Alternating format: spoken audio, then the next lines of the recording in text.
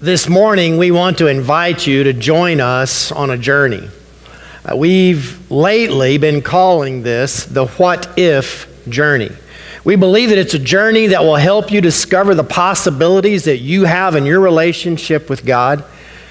But we're learning that more than anything, it's a journey of spiritual self-discovery.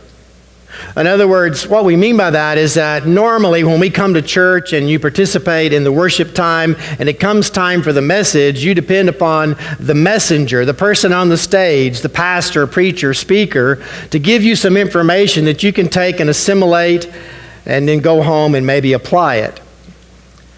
This one's going to be different. This series is going to be different. It's going to be a journey that we all go on together. It's not a self-paced journey, but it is a journey of spiritual self-discovery. And it's what's going to happen along the way, I believe, is that each one of us, including myself, are going to find some things that God is saying to me about the what-ifs in my life. And I'm going to put myself in a place of asking myself in different areas of my life, what if, and then filling in the blank. Now, as we do this, I know that some of you like more structure than that. You're educators. So you like a process. And so what we're going to encourage you to do is to develop your own lesson plan for this process in your life so that you can understand better the what-ifs in your life. As we go through this journey together, what I want us to think about is our own heart, our own values, and our own desires. I think as we begin to embark on this time together, what will happen is that we'll begin to understand ourselves well enough that we can begin to develop some expectations that God might have in our life. We're not the first to do this. We're not the first to have this kind of experience. And so what we want to do is to kind of follow the path of others. And as we walk this way together, it's going to be important for us to share the what-if stories from our life. It's going to be important for us to understand what God is doing, not just in our own life, but through the life of so many others who are near us and around us. As we think about this, we want to start with one that at least one that I thought that we could share with you, and it's in 1 Kings, the 3rd chapter. King Solomon, David's son. He's become king. He's married Pharaoh's daughter. He's establishing his own kingdom, his own time of reign, and he has something unique happen. He has a what-if moment happen in his life. And that's the what-if moment that I want to use this morning to kind of launch our own thought process for our spiritual journey. It says in verse 5 of chapter 3 of 1 Kings, "At Gibeon, the Lord appeared to Solomon during the night in a dream, and God said, 'Ask for whatever you want me to give you.'" Now, this morning, what we might say, if we were to paraphrase that, what if I were to give you anything you wanted? Solomon answered, "You've shown great kindness to your servant, my father David, because he was faithful to you and righteous and upright in heart. You've continued the great kindness to him and have given him a son to sit on his throne this very day. Now the Lord my God, you've made your servant king in place of my father David, but I'm only a little child, and I do not know how to carry out my duties. Your servant, here among the people you have chosen, a great people, too numerous to count or to number. So give your servant a discerning heart to govern your people and to distinguish between right and wrong. For who is able to govern this great people of yours?" The Lord was pleased that Solomon had asked for this. So God said, "Since you've asked for this, and not for long life or wealth for yourself, nor you've asked for the death of your enemies, for the discernment, but for discernment in administering justice, I will do what you've asked. I will give you a wise and discerning heart, so that there will be never be anyone like you, nor will there ever be. Moreover, I will give you what you have not asked for, both wealth and honor, so that in your lifetime you'll have no equal among kings. If you walk in obedience to me and keep my decrees and commands, as David your father did, I will give you a long life." Then Solomon awoke and realized that it had been a dream. And he returned to Jerusalem, stood before the ark of the Lord's covenant, and sacrificed offerings and fellowship offerings. And they gave a feast for all his court. When you think about the what-ifs in your life, where do you start? When you think about the what-ifs in your life, how do you even begin to wrap your mind around the possibilities that God has for you in your life and in your future? I think before we start this journey, that there ought to be a warning. That this journey together in the what-ifs of life may be a little bit unsettling to us. There could be some things that God begins to share with you and share with you about your own life that might for you create a little discomfort. I think we need to warn ourselves that as we begin to move forward, what it may mean for us is that there's some things that we're going to have to leave behind. That we may not can take this what-if journey with God in exploring the possibilities and take everything that we know that's near and dear to us along that way and along that path.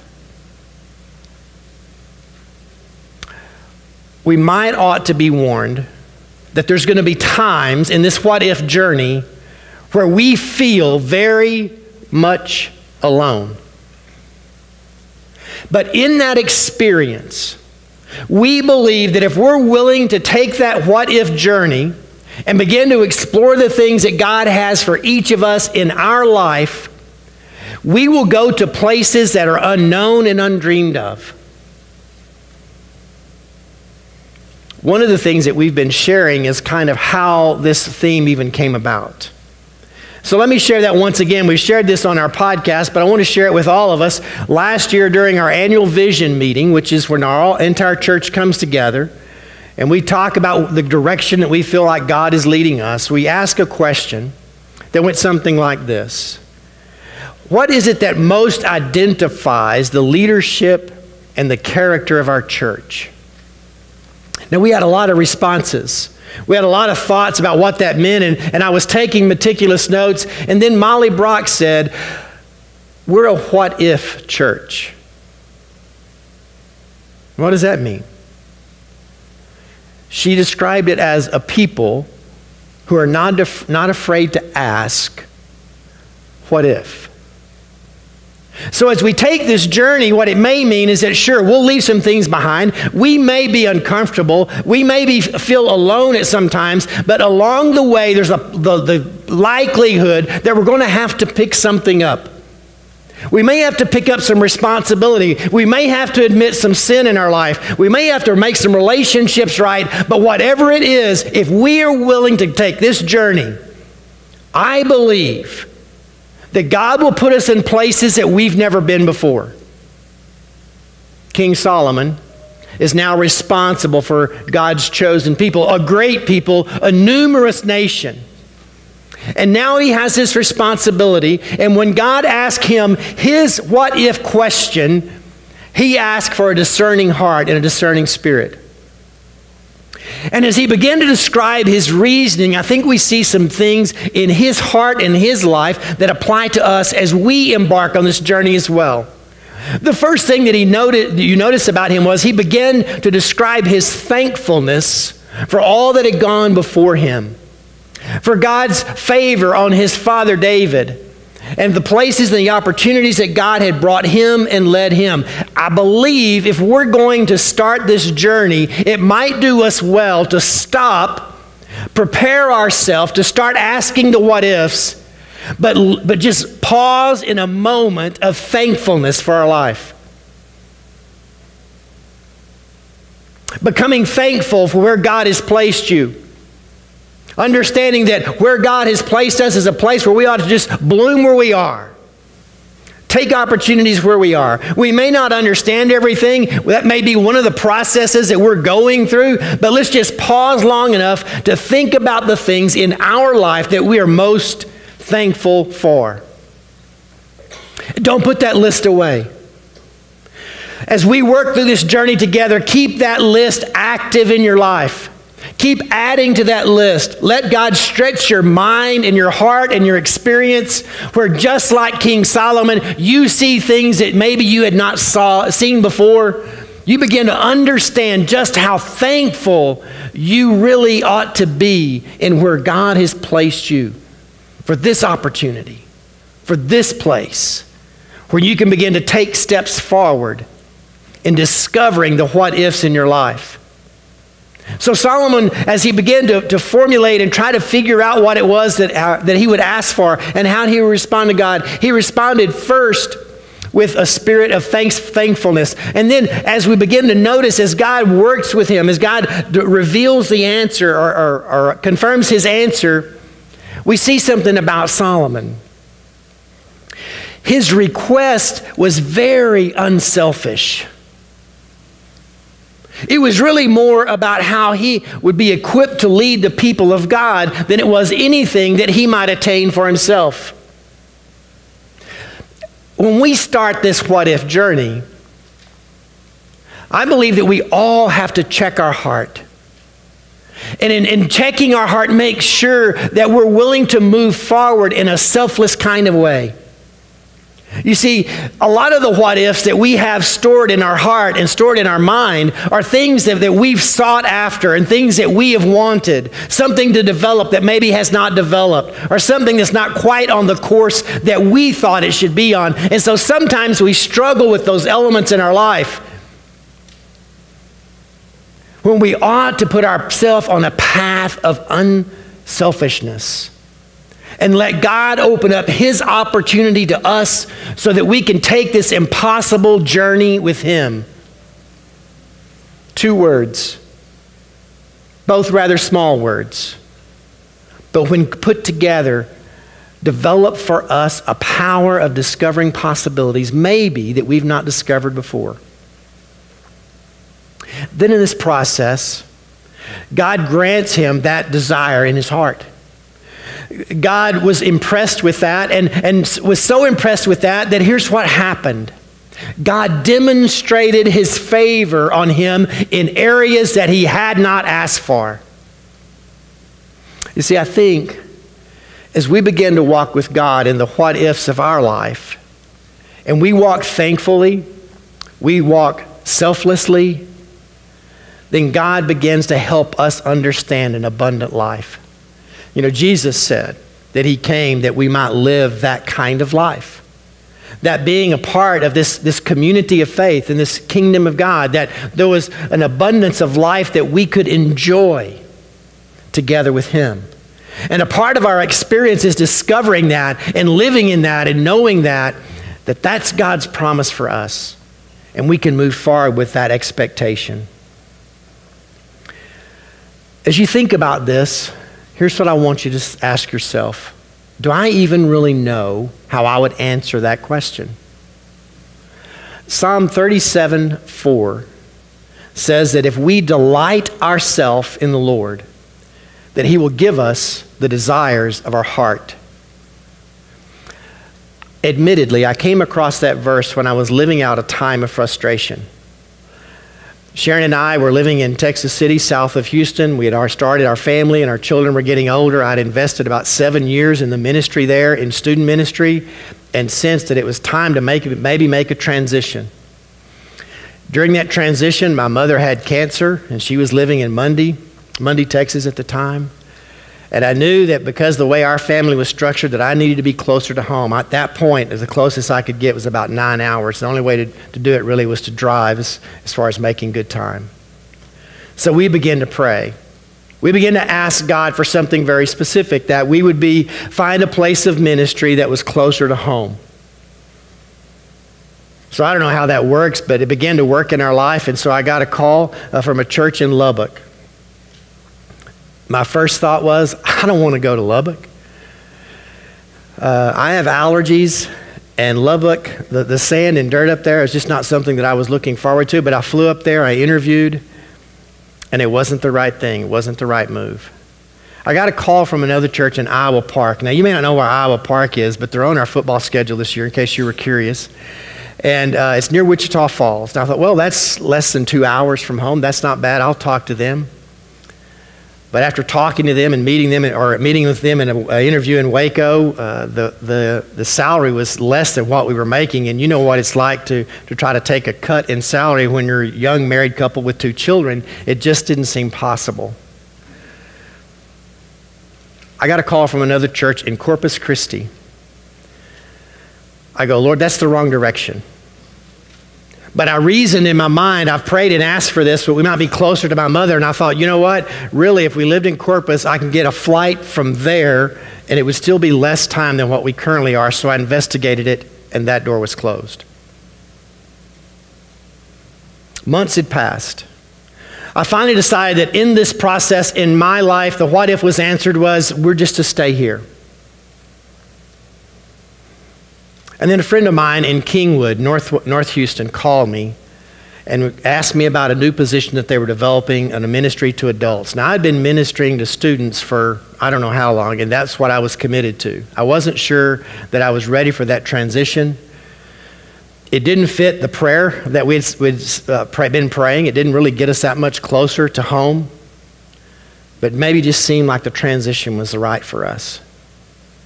So I began the interview process, and it wasn't like most Baptist churches. I didn't have to go through an extensive vetting process. I met with him, I met with the committee, and then they gave me the salary package. So I'm waiting to make a decision. It's Wednesday night, and I have to let them know the next morning whether it's a yes or a no. And we make this the biggest transition in our life that Sharon and I had ever made. And I'd sort of forgotten this prayer that had been in my heart. On Wednesday night, after we got home from the youth ministry, I got a phone call from a church in Abilene, Texas.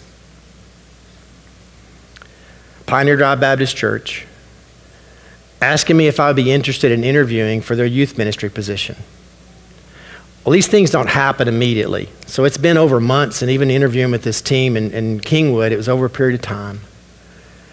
And then I was in a struggle. I had to tell them the next day whether or not I was going to Kingwood. And then out of nowhere, this what if enters my life. What if it's not time to leave student ministry? What if I can bring you closer to where your mother is? I never dreamed that we would be just a little over an hour from where my mother is. And for the first time, my kids could have a relationship with their grandparents. I didn't know what to do. All I knew to do was to go back to that prayer that I'd prayed, which was, Lord, bring us closer to home where I can be near my mother. I called my friend up, and I said, we're going through some tough times right now, making tough decisions, and I'm going to have to decline. I had not even interviewed in Abilene yet. That hadn't even been scheduled. Through that, God showed us the what if in our life. God showed us the desires of our heart. God honored the prayer that we had, and God brought us to Abilene in the 1900s. It's 1994. Both of our kids went through schools there. They still live there. And we've made West Texas our home again. I don't know where the what ifs in your life will take you. For some this morning, that what if, it's on the very tip of your tongue. I mean, you already start journaling about it because you've been experiencing it. For others, you may have to dig a little deeper. You may have to think more introspectively what this what if looks like for your life. You know, the psalmist said, delight yourself in the Lord. That was first and foremost. And I'll give you the desires of your heart. I think to begin the what if journey, you have to understand the desires of your heart. And then Jesus said in chapter 7 of Matthew, verse 7, ask and it will be given to you. Seek and you'll find it. Knock and those doors that will be open to you. And then he began to describe his relationship as a parent to a child. That when we begin to ask those things of God, because he loves us, wouldn't he begin to reveal those things to us? I think part of the answer in our what if journey is when our hearts merge with the heart of God. I think when we step back and we look at King Solomon, what began to happen is that because he had been close to God, he simply asked for the very things that God was wanting to give him. And because he had that kind of willingness, God gave him even more. I can't tell you for Sharon and I what it's meant for us to move back to this area. What it's meant to us personally and to our family. I do believe that God is ready to meet you where you are and let you talk to him about the what ifs in your life. I also believe that if you're willing to talk to him about the what ifs, he's willing to take you and to walk with you so that you might discover what the next what ifs are for you. I want to invite you on this journey, and I want us to all go together.